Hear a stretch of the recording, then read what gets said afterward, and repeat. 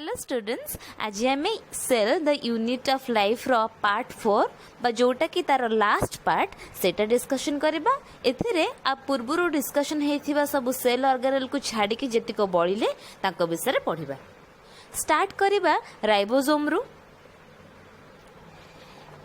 एहा कौनसी मेम्ब्रेन द्वारा बा आवरण द्वारा आवृत हो न थाए। प्रथमे जॉर्ज पैलेट नामक जने साइंटिस्ट आको डिस्कवर करथिले।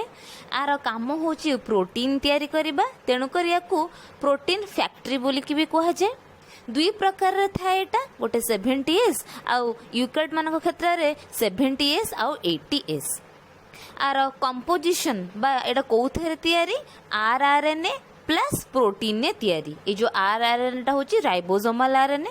लोकेशन जदि हम देखिबा प्रोकैरियोट मानक देह रे एटा साइटोप्लाज्म रे घुरी बुलु थाए स्वाधीन भाव रे अथवा किछि प्लाज्मा मेम्ब्रेन संगे एसोसिएटेड हे थांती। आ यूकैरियोट मानक पई कि जो 80s राइबोसोम रहिला से साइटोप्लाज्म रे थाए, आ जो 70s राइबोसोम रहिला से माइटोकॉन्ड्रिया एवं क्लोरोप्लास्ट रे थाए, जोटा कि हमें लास्ट क्लास रे पढ़िथिले। तापरे से जो राइबोसोम रे 70s जो एस लिखा जाए, से एस माने होची सेडिमेंटेशन कोएफिशिएंट बा ताकू भेटबक्स कांस्टेंट बोली कि कहंती जने साइंटिस्ट को ना अनुसार। एबे से पिले साइटोस्केलेटन जेमती आम देहरे स्केलेटन अछि, आम शरीर को गोटे आकार प्रदान करूची, सेमती यूकैरियोटिक सेल्स मानकर भी साइटोस्केलेटन अछि। एटा गोटे जाल भलिया स्ट्रक्चर जोटा कि प्रोटीन ने तैयारी। आ सहित आउ कोन करे तैयारी साइटोस्केलेटन किछि माइक्रोफिलामेंट जोटा देखि परथो येलो कलर स्ट्रक्चरटा जोटा कि पूरा सेल चतुर्पार्श्व रे अछि।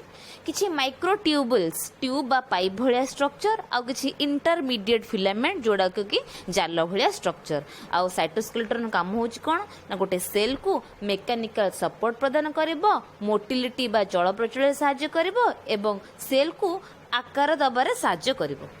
यूकैरियोटिक सेल रे किछि आउटग्रोथ बा प्लाज्मा मेम्ब्रेन नो बाहर आड़ को किछि थाए तमर ऑर्गेनेल्स ताकू सिलिया किंबा फ्लाजेला कहती। पिले तने चित्र देखि पारथो, सिलिया देख गोटे पट मुंड पाखरे बाहरी मेंचे गुडे छोट छोट हेयर लाइक स्ट्रक्चर, आ फ्लाजेला गोटे बडटे बाहरी तल पटकू। ताने सिलिया में कौन जानले बहुत अधिक परिमाण थांती आ आकार छोट होई थांती, आ फ्लाजेलाटा टिके बड़ होई थाए आ अल्प परिमाण में थाए। एहा कोथुर तैयारी ना सेंट्रियोल नामक गोटे सेल ऑर्गेनेल तैयारी। एवं ए जो सिलिया हो कि फ्लाजेला हो बहुत गोटे ट्यूब माइक्रो ट्यूबुल जाको कहती ताकू नेकी गठित। जदि आम गोटे सिलिया कि फ्लाजेला काटी दबा, तार जो कोरटा रहिला बा तार जो ट्रांसेक्शन टा रहिला बा गोलाकृति जो मुहटा रहिला ताकू एक्सोनिम बोली कहा जाए।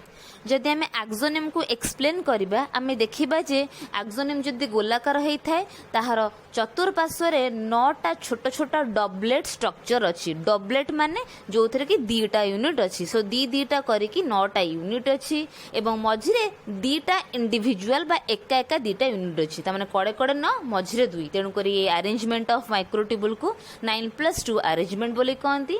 कड़े कड़े जो डबलेट माने अछंती से माने परस्पर द्वारा जड़ित अछंती बा लागि छंती केमिति ना किछि इंटर डबलेट ब्रिज आउ लिंकर सहायता रे। मझिरे जो अछंती सेंट्रल माइक्रोट्यूबुल दिटा से माने भी परस्पर सहित लागि छंती एवं गोटे रेड कलर रो सेंट्रल शीथ भितर रहि छंती।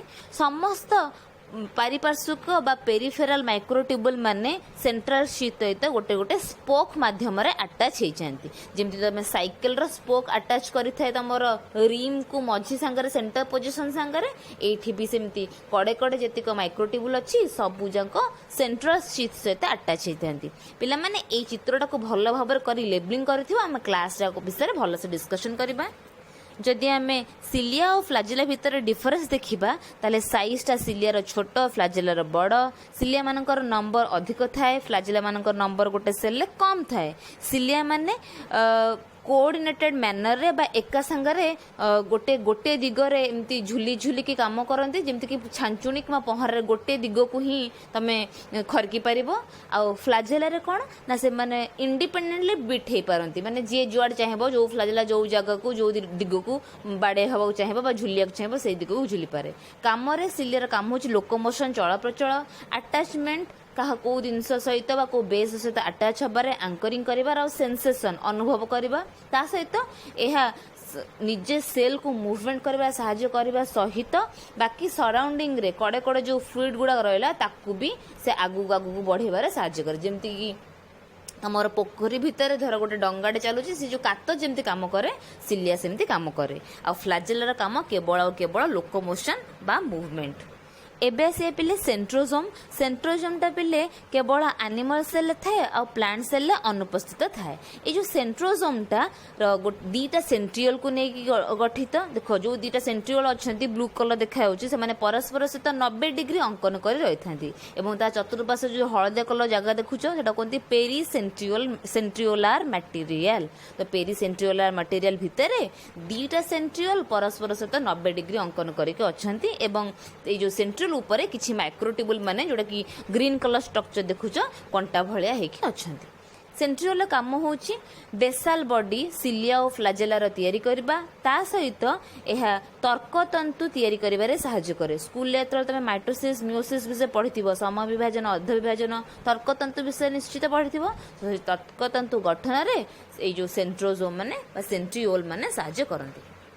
सेंट्रियोल कोर को भी एक्सोनिम कहती बट एटा फ्लाजेला और सिलिया मान एक्सोनिम ठू टिके भिन्न। पिले सिलिया और फ्लाजेला रे आमे डबलेट स्ट्रक्चर देखले दीदीरा यूनिट बट एठी तीन तीनटा यूनिट अछि आ मझिरे किछि भी यूनिट नाही। मझिरे जो जिनसडा गोलाकार जिनसडा देखुछ हेडा होचे हब जोटा कि प्रोटीन ने तयारी एवं कड़े कड़े 9टा ट्रिपलेट स्ट्रक्चर अछि। से ट्रिपलेट स्ट्रक्चर माने गोटे प्रकार प्रोटीन जोटा कि ट्यूबुलिन प्रोटीन कहती सेथरे तयारी एवं से माने भी परस्पर सहित जड़ित।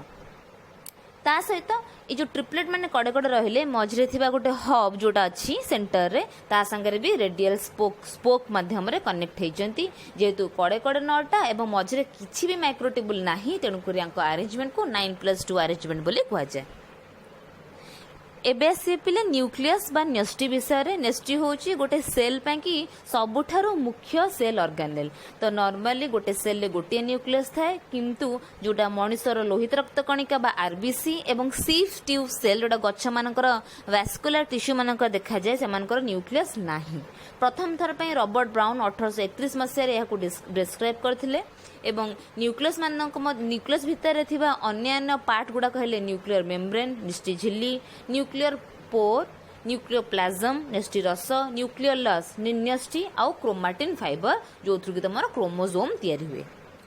जदि आम गोटे गोटे तार पार्ट को डिस्क्राइब करबा ताले हम फास्ट देखिबा न्यूक्लियर एनवलप जहाँ द्वारा कि नेस्टीटा आवृत होइछि जोटा कि नेस्टी झिल्ली आम कहबा।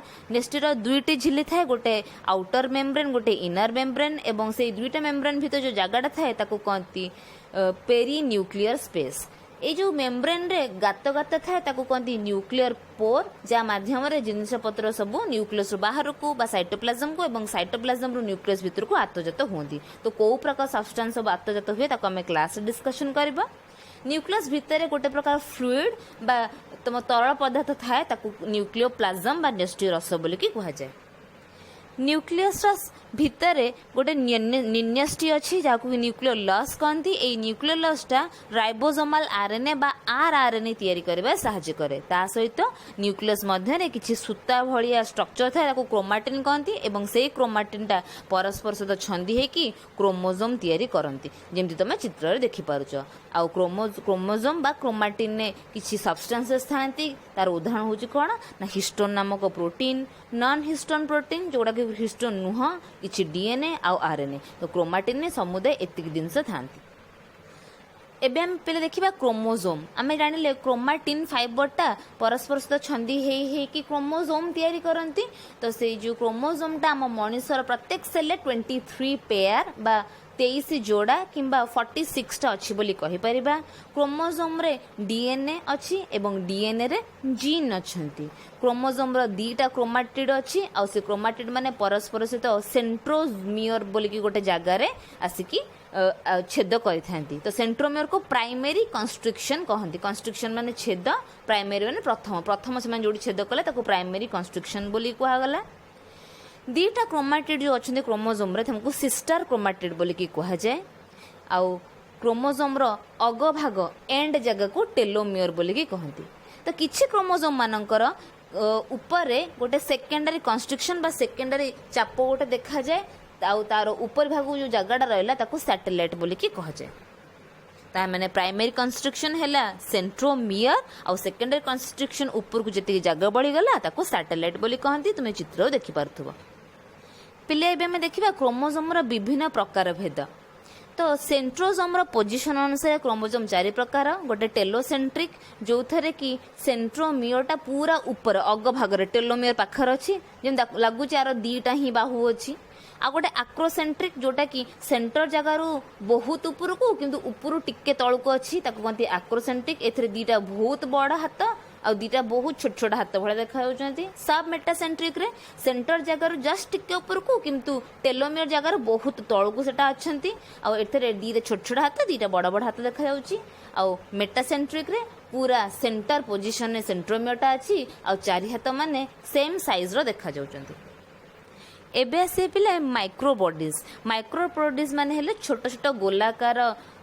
वेसिकल्स से भितर बहु प्रकार एंजाइम अच्छी एवं यह उभय प्राणी एवं उद्भिद कोष देखा जाए जमीक कि एग्जांपल होची पेरोक्सिजोम ग्लाइओक्सिजोम तो ये पेरोक्सिजोम ग्लाइओक्सिजोम भितर विभिन्न प्रकार एंजाइम्स मान अच्छी जो गुड़ाक कि मेटाबॉलिज्म कि अन्य काम गचर आ प्राणीर सेल को साहाय्य करे तुम्हें देखिपरुथुब माइक्रोबॉडी माने गोटे मेम्ब्रेन द्वारा भी आवृत होकर अच्छा ता भीतर गोटे क्रिस्टालाइन कोर अच्छी क्रिस्टालाइन कोर माने जो एंजाइम गुड़ाक अच्छे सेंटर जगह से स्टोर होकर अच्छा एबे जदि आमे देखिबा कंपेयर करिबा प्लांट सेल एनिमल सेल को सेमान के भीतर किछि सामंजस्यता अछि किछि पार्थक्य अछि जेमति कि आमे सामंजस्यता कहि परिबा कि उभय के पाखरे सेल मेम्ब्रेन अछि बोली कि एंडोप्लाज्म रेटिकुलम अछि माइटोकॉन्ड्रिया अछि गोल्गी बॉडी अछि न्यूक्लियर मेम्ब्रेन अछि न्यूक्लियस अछि किंतु जदि आमे पार्थक्य को देखिबा प्लांट मानक पाखरे जेमति क्लोरोप्लास्ट अछि एनिमल मानक पाखरे नाही प्लांट मानक पाखरे सेल वॉल अछि एनिमल मानक पाखरे नाही एनिमल्स मानक पाखरे सेंट्रोजोम अछि बट प्लांट्स मानक पाखरे नहीं तो यही किसी सामंजस्यता आ पार्थक्य तुम प्लांट सेल एनिमल सेल अच्छी